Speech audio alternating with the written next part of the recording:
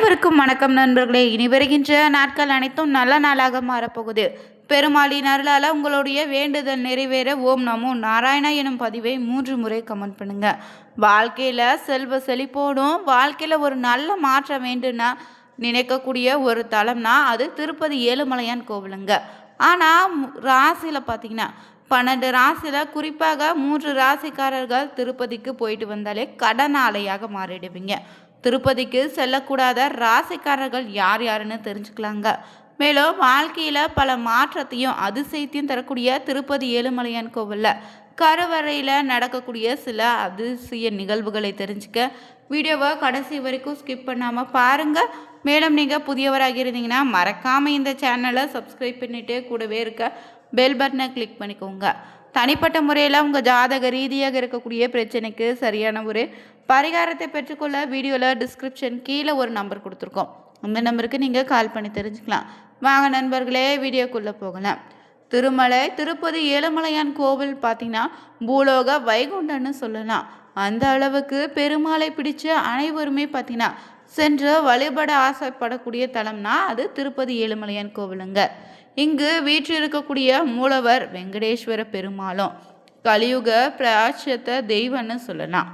ஏழுமலை ஏறி வந்து ஏழுமலையானை ஒரு முறை தரிசித்தாலே வாழ்க்கையில் ஏற்றமான நிலை உண்டுன்னு பக்தரின் நம்பிக்கைங்க.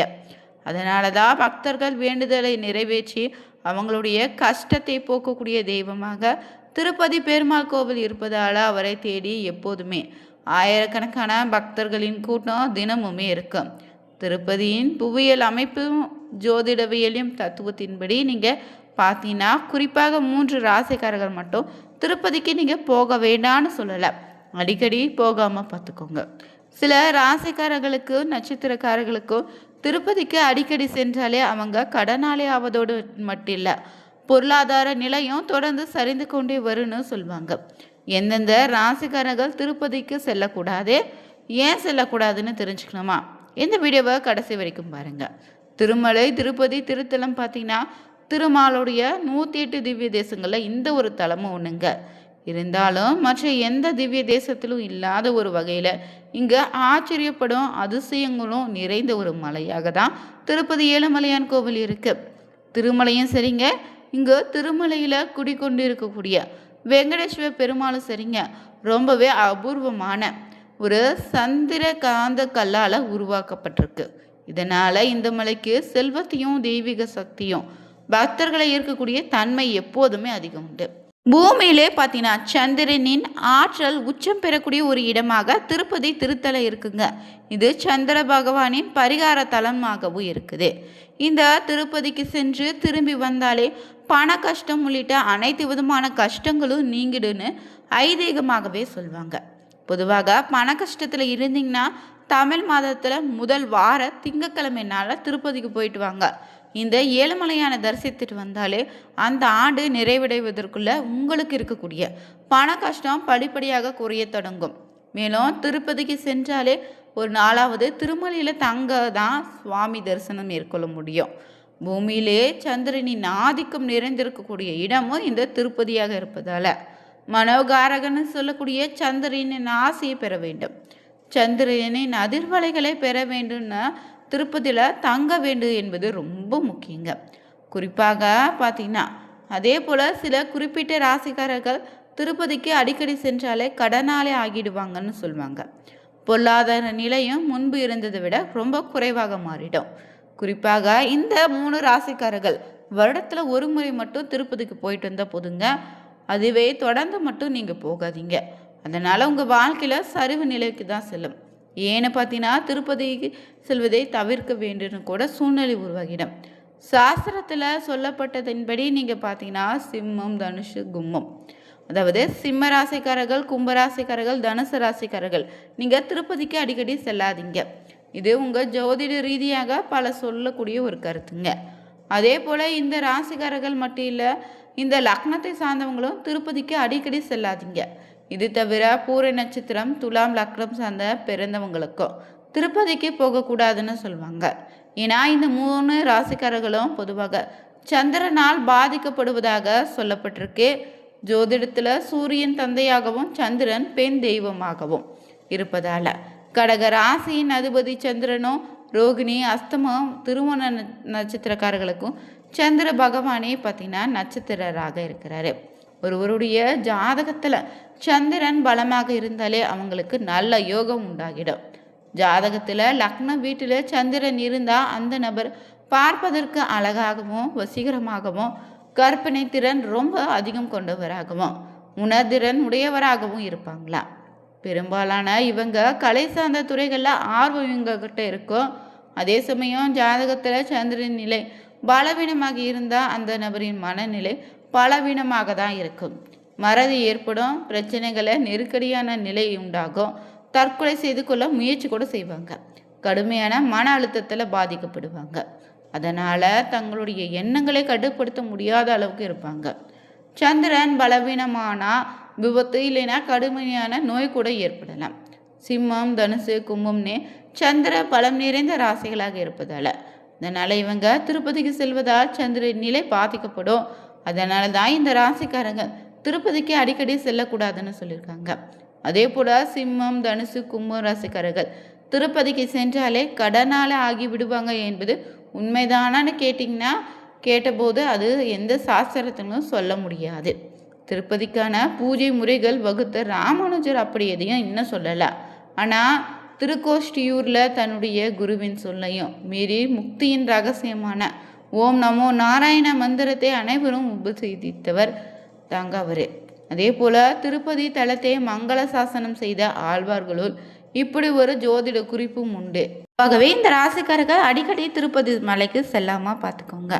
திருமலை திருப்பதி பற்றினா கலியுக வைகுண்டன்னு சொல்லலாம். கலியுகத்தில் மக்களுடைய துன்பங்களை இருந்து அவங்கள காப்பதற்கு இந்த பெருமாள் குடிக்கொண்ட தலம் தாங்க இந்த திருமலை. திருப்பதிக்கு போயிட்டு வந்தாலே வாழ்க்கையில் மிகப்பெரிய திருப்பம் உண்டாகன்னு சொல்லுவாங்க. மேலும் திருப்பதி செல்வதை சுற்றுலா பயணமாக பலரும் நினைச்சிட்ருக்கீங்க. ஆனால் உண்மையான பக்தியோடு திருமலை சென்று வெங்கடேஷ பெருமாளின் பரிபூர்ணமான அருளால் ஏராளமான நன்மைகள் நிச்சயம் உங்களுக்கு காத்திருக்கு. திருப்பம் வரும் என்பது வெறும் வார்த்தை இல்லைங்க, நம்பிக்கையாகவே இல்லாமல் பக்தர்களின் பலரின் வாழ்க்கையில் ஏற்படுத்திய நிஜ அனுபவமாக தான் சொல்லுவாங்க. திருப்பதினாலே கூட்டம் தான் முதல்ல நம்ம நினைவுக்கு வரும். பல மணி நேரம் வரிசையில் காத்திருக்க வேண்டும்னு திருப்பதி செல்வதையே பல தவிர்ப்பீங்க. அப்படி இருக்கும்போது எதனால் திருப்பதிக்கு சென்று வந்தா உங்கள் வாழ்க்கையில் திருப்பம் ஏற்படுதுன்னு தெரிஞ்சுக்கலாம். அதில் இருக்கக்கூடிய ரகசியங்களை தெரிஞ்சுக்கலாங்க. இந்தியாவில் பார்த்தீங்கன்னா சந்திரனின் தாக்கம் அதிக நிறைந்த இடம்தான் திருப்பதி திருத்தலங்க. சந்திரனின் சக்தி அதிகம் இருப்பதால் இந்த கோவிலுக்கு சென்று வந்தாலே மன நிம்மதி உண்டாகும். திருமலை தரிசனம் மனதுக்கு இனிமையான அனுபவமாகவும் இருக்கும். மேலும் இங்கு பார்த்தீங்கன்னா காந்த புராணத்தில் இந்த தலம் பாபநாச தீர்த்த பாவங்களை போக்குன்னு, செய்வினை தோஷம் வறுமை போக்குன்னு, சந்ததி விருத்தி உண்டாகணும் சொல்லப்பட்டிருக்கு. அதே போல் பிரபஞ்ச சக்தி ஆற்றல் இங்கு சூட்சமமாக இயங்குவதால் நம்முடைய மூளை பல மடங்கு வேகத்தோடு செயல்படுங்க. இதனால் நமக்கு தன்னம்பிக்கை பல மடங்கு அதிகரிக்கும். வாஸ்துவின்படி வடகிழக்கில் அருவி அமைந்து பள்ளமாக உள்ளது. தெற்கே உயரமான மலைகள் இருக்குது. வடக்கு தாழ்ந்தும் தெற்கு உயர்ந்திருப்பதால் இந்த இடம் பிரபலமாக அடையும் களின் கூட்டம் அலைமோதக்கூடிய இடமாக இருக்குது. மேலும் இந்த திருப்பதியில் பார்த்திங்கன்னா வாஸ்துப்படி மிக பலமாக இருப்பதால் இக்கோயில் அதிக சக்தியோடு இருக்குது. இந்தியாவில் அதிக செல்வம் உள்ள கோயிலும் இதுதான். கலியுகத்தில் இருக்கக்கூடிய பெருமாள் பக்தர்களுக்கு உதவி செய்வதே பலர் பக்தியோடு செல்வாங்க. குலதெய்வம் தெரியாதவங்களுக்கு திருப்பதி பெருமாளே தங்கள் குலதெய்வமாக எண்ணி வழிபடுறாங்க. நடந்து மலை ஏறினா அக்குபஞ்ச சிகிச்சையாக உடல் ஆரோக்கியத்துக்கு உதவுதே. நிமிர்ந்து மலை ஏறினா உடல் மூலாதார சக்கரங்கள் நன்கு சுழலுங்க. சந்திர திசை மற்றும் சந்திர புதியால் நடப்பவங்களுக்கு, தோல் நோய் உள்ளவங்களும் மன அழுத்தம் மற்றும் மனநிலை பாதிக்கப்பட்டவங்களும் இந்த கோயில் சிறந்த ஒரு பரிகார தலமாக அமையும். திங்கட்கிழமை நாள சென்று இங்கு வழிபடுவது ரொம்ப சிறப்பு. திருப்பதி மலை மீது எவ்வளவு நேரம் இருக்கிறீங்களோ அவ்வளவு நன்மைகள் நிச்சயம் உங்கள் வாழ்க்கையில் ஏற்படும். அதே போல் போங்கப்பா திருப்பதி போனாலே அனைவரும் போட்டு பூட்டி வைப்பாங்க, நான் வர மாட்டேன்னு சொல்லக்கூடிய அன்பர்கள் தான் அதிகம். அதே போல் அங்கு சென்றவுடன் ஜெயிலில் போடுவது போல் அனைவரையும் ஒரு அறையில் போட்டு பூட்டி வைப்பதில் நோக்கம் திருப்பதிக்கு வரக்கூடிய பக்தர்கள் 11 மணி நேரம் மலை மேலே இருக்க வேண்டும். அதே நேரம் யாரிடமும் சொல்லி புரிய வைக்க முடியாது. அதனால தான் அனைவரையும் போட்டு ஒரு அறையில் பூட்டி வைத்து மௌனமாக இருந்து உங்கள் வேண்டுதல் செய்யுங்க. அப்படி செய்யும் வேண்டுதல் நிச்சயம் திருப்பதி திருமலை காதில் ஒழுகுங்க. திருப்பதி ஏழுமலையான்னு பார்த்தீங்கன்னா மேஷம், ரிஷபம், மிதுனம், கடகம், கன்னி, துலாம், விருச்சிகம், மகரம், மீனம், லக்னம் சார்ந்த நபர்களுக்கு அதிகமாக பிடித்து கொள்ள வேண்டும். சிம்மம், தனுசு, கும்பம் உடையவங்க வருடத்திற்கு ஒரு முறை மட்டும் சென்று வழிபடுங்க. இந்த வீடியோ பதிவு பிடிச்சிருந்தா ஓம் நமோ நாராயணா எனும் மந்திரத்தை 3 முறை பதிவிடுங்க. நிச்சயம் பெருமாளின் அருளால் புரிந்த புரட்டாசி மாதம் வருவதற்குள்ள உங்களுடைய வேண்டுதல் நிறைவேறிருக்கும்.